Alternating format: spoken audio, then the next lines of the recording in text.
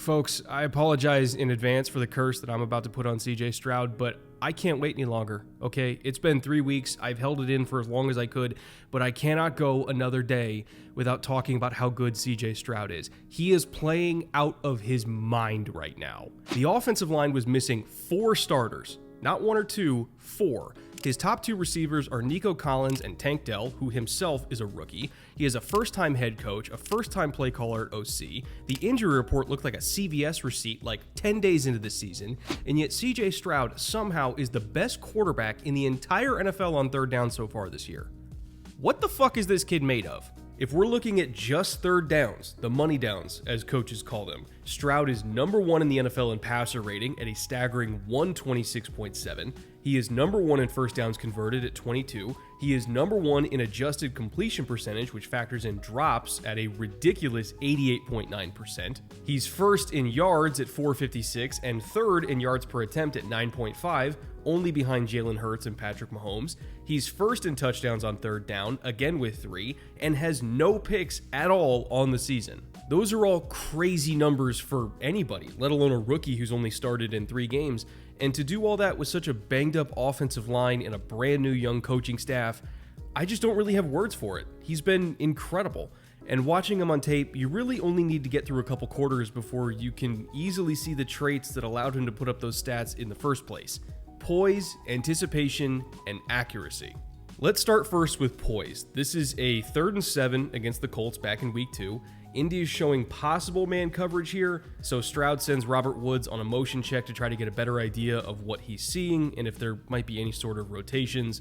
And then suddenly, all hell breaks loose. The ball is snapped low by backup center Jarrett Patterson, so Stroud has to take his eyes off the defense to pick up the ball. And that same defense is now hauling ass to get into a cover 2 look out of nowhere with this boundary side safety running to play a deep half zone while the corner steps down to play the flat.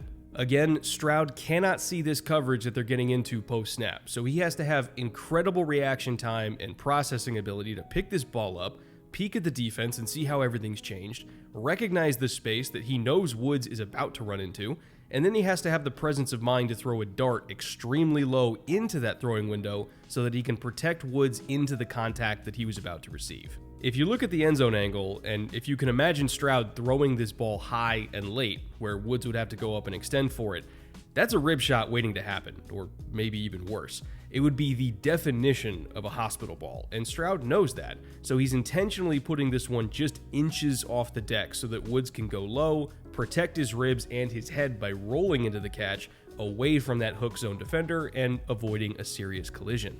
The poise that he had to read out that defense, find that space, and make a consciously safe throw after a bad snap, all to move the chains, you just don't see a lot of veteran quarterbacks do this, let alone guys in their first year. This is a rare play for a rookie quarterback to make. Here's another great example of his anticipation and accuracy to convert on another 3rd and 8 from the same game. Houston is in a 4-strong look, and the Colts are responding with a really interesting coverage that I didn't recognize at first myself, so I asked Coach Vass about it, and this is what Nick Saban calls Seahawk. To my knowledge, it's a variation of quarters where you've got the boundary side safety coming down to essentially bracket the ISO receiver to the boundary, and meanwhile the field side safety is supposed to be bracketing whoever goes vertical between number 2 and number 3. The outside corner is in man, the slot corner is also in man, and he's running with this shallow route from Brevin Jordan. And then on this motion from the running back, you get both linebackers bumping out. So Zaire Franklin is handling the back end space as a potential fast threat to the flat, which of course then leaves EJ Speed, their other inside linebacker, matched up on Robert Woods, and he's carrying him down the field while fully expecting help from that safety. Now, that same safety seems to be playing head up here on Woods and not bracketing this route from a wider leverage, which to me means that the safety believes there is no universe where Stroud is going to uncork a throw to an outbreaking route from the far hash to the number 3, no less, because that would just be a ludicrous throw.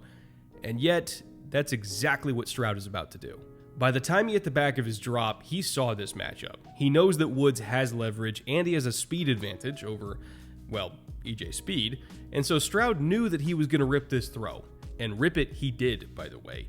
If you have a quarterback that has this kind of arm talent and this kind of accuracy and anticipation, you can get away with this kind of play call. Is it extremely arrogant? Yeah, of course it is, but that's the point. If your quarterback can do it, go ahead and be arrogant. Let him rip that throw from the far hash and convert a 3rd and long. Let him prove to the defense that he can do it. I mean, why even get a Ferrari if you're not going to take it to the track? I've got another rocket here from the far hash to show you, by the way, speaking of big boy throws. And this one might be even better because Stroud not only showed off his arm, but he did so from a really tight pocket. This concept is called Z-Strike Bench off of Max Protection, which is a staple of the Shanahan coaching tree when it comes to deep play action concepts. And the progression here is first to the strike route from Nico Collins, and then to the bench route from, again, Robert Woods. Stroud quickly identified this Jags linebacker undercutting Collins as a hook zone dropper and immediately shifted his eyes to Woods and that bench route, as he should. But again, this route takes a long time to develop. He has to hold on to this ball just a few more ticks until he can let it go with proper timing, but that pocket in front of him is collapsing a lot sooner than that. To fix that problem, watch him just subtly shift and weave his way around that interior pressure, never taking his eyes off the field, never feeling bothered whatsoever, and then with very little space around him, he lets this ball go with great timing. And what a ball it was, by the way. I mean, this is perfect placement, tons of gas on it so it gets there in a hurry. You just could not ask for more from any quarterback here. To throw this kind of ball that well while the pocket is tightening all around him, it's just perfection. And honestly, that's what CJ Stroud has been on crucial downs and distances all season long so far. Perfection. One thing really quick, by the way, before I show the last couple plays that absolutely had my jaw on the floor. These production days where I'm shooting episodes like this one can be tiresome, to say the least. I'm recording this episode. I recorded a Chargers episode today. I'm still working on a whole bunch of stuff for the NFL because they just gifted me all this All-22 from like 2002 to 2008. And they're like, here, make something with this. So I'm working on stuff for that. I've got podcasts. I've got live streams to prep for. There's a lot going on today. And so I didn't have time to make myself lunch. I didn't have time to go to the grocery store. I barely have time to just feed myself. And so honestly, it's production days like this one that I am thankful that I work with Factor because they kind of make my job possible in a way. Every single Monday and Tuesday, which are my heaviest recording days, that's when I have to do most of my stuff, I might get like 15 minutes max for lunch, and then I have to get back to working, and I'll probably go until like 10 o'clock on both these nights. So I have to eat something quickly, and I have to eat something that will actually satiate me. And so all these Factor meals in my fridge that heat up in 2 minutes and are real, honest-to-God food are probably the most clutch things that I have in my kitchen. Like, I'm not just shoveling processed TV dinners down my throat here. This is real food made with real ingredients, so it actually fills me up. And obviously, it tastes great too. I mean, you could just look at the website. These recipes speak for themselves. Like, I don't really have to sell these super hard because you can just look at them and know that they taste good. And they do. I've eaten most of them at this point. So if you're looking for quick food options to get you through a busy day or just an apocalyptic production day like I tend to have early in the week, but you also want to eat something that you're actually going to like, I do think that Factor is definitely worth giving a try.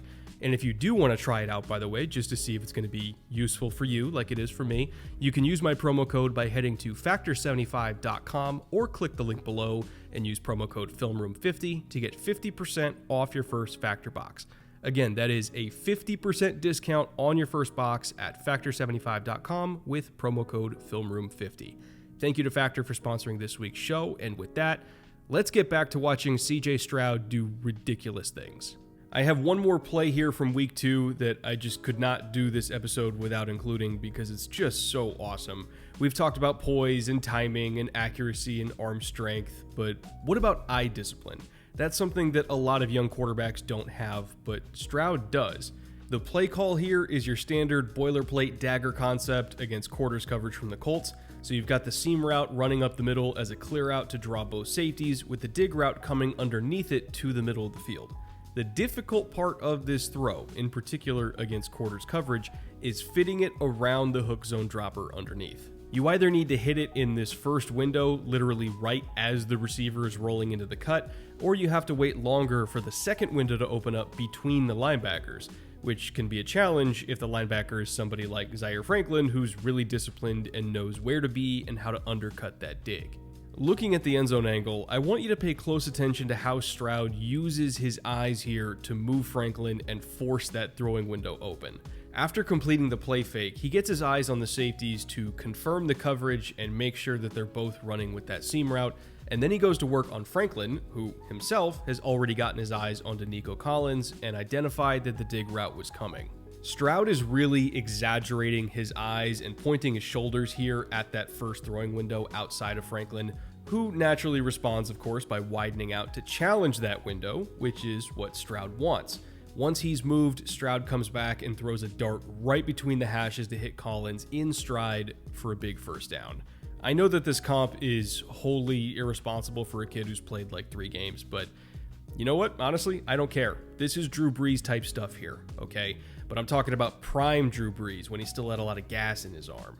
The touch, the timing, the eyes, the shoulders, the poise in tight pockets. All of his tape just screams Drew Brees.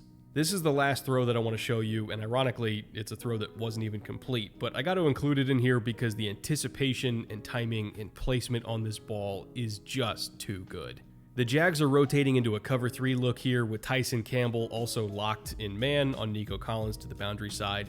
And as luck would have it, Jacksonville actually busted this coverage. They were supposed to have a hook defender sitting here to provide help on anything breaking inside, but they actually mistakenly had 2 defenders vacate in order to follow Robert Woods out to the flat. Stroud immediately recognized this during his drop and knew that Collins was about to break into that space, so he got this thing out quick. Startlingly quick, actually.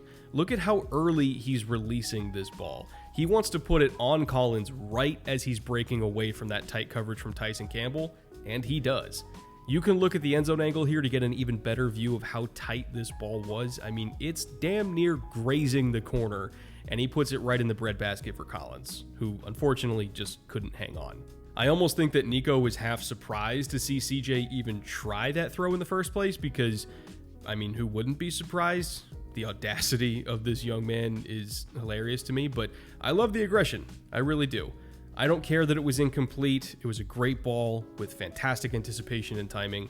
And at the same time, I think Nico Collins learned a valuable lesson from it too. If there is even a shoebox-sized area for Stroud to try to fit a throw into, he is going to try to fit it in. I just want to note, before I get out of here, by the way, I couldn't do a Texans episode without talking about this. You guys know that me and the Texans have had a very rocky relationship in recent years. And my relationship with the Texans goes back a long time. Like, my dad lived in Houston when I was growing up in California. He was out there for work. He worked in the energy industry. And then he moved up to Chicago, which is why I also picked up the Bears as my other redheaded stepchild. And I've followed the team as long as I can remember. I've bought jerseys, I've bought merch, I've gone to games. Anytime they came to California, I went to games in Houston. I did whatever I could to support the team. I even blogged about the team for years, like my first writing job ever. I covered the Texans for Battle Red Blog, the SB Nation site for the Texans. Shout out to BRB. And I've put so much blood, sweat, and tears into covering and being passionate about this team. And I've been through a lot of lows, okay? If you guys know Texans football, you know there have been a lot of lows. There have been a lot of losing seasons, a lot of first overall picks, a lot of heartache. It was rough out there, okay, for a long time. But nothing actively broke me until you-know-who took over the franchise. I'm not talking about Bill O'Brien, by the way. I'm talking about somebody else. And Texans fans know who I'm talking about. Nothing actively made me want to not care about the Texans as much as that man running the franchise. And I just had to completely cut the emotional cord for years. I just couldn't do it anymore. I couldn't support him. Like, I could support a loser, but I couldn't support the way they were being a loser, you know? And there's a lot of people in Houston that know what I'm talking about when I talk about this. I couldn't do it. I couldn't do it. I couldn't invest emotional energy into this franchise as long as he was there. And then magically, like a gift from the heavens, Lovie Smith arrived and got rid of him. And that in itself saved the franchise, let alone that win at the end of the year, which at the time we didn't know was going to end up being great, because that's what gifted us CJ Stroud. But I mean, build a statue of Lovie Smith. My God. He gave us CJ and he cleaned house in the best way possible. Again, Texans fans know what I mean. And now D'Amico's back, and we have Stroud, and he looks great, and he's so easy to root for because he's such a good kid. Do you have any idea how good it feels to root for a Texans quarterback again? Oh my God. Like, just the relief that I feel, the hope that I feel, the excitement that I feel. I haven't had a spark of fandom in years, and it feels weird, but it feels good. And I care again. I never thought I would care again, but I actively care about the Texans again. And I know they're going to lose a lot. Like, I know the roster's not close to being a contender, but I don't care about that. Like, I care about the team, and I care that they're building the right way again. I care that the adults are in charge again. I care that they're doing things the right way. I care that they care. That's all I wanted. I wanted them to care. And I think they care again. So I care again. Yeah, I don't know. I feel like I'm rambling at this point, but I want to thank you guys for sticking with me this long if you still happen to be here this late in the episode. It really does make a difference. I appreciate you feeding the algorithm gods. I just had to get all that off my chest. So I hope you guys enjoy this Sunday. I hope you guys enjoy watching your team. If you're a Texans fan, yeah, TJ Watt's probably about to eat us alive, but it's okay. It's JJ Ring of Honor week, and CJ Stroud looks cool, and D'Amico's back. I don't know. Life's good. I'll see you guys next week.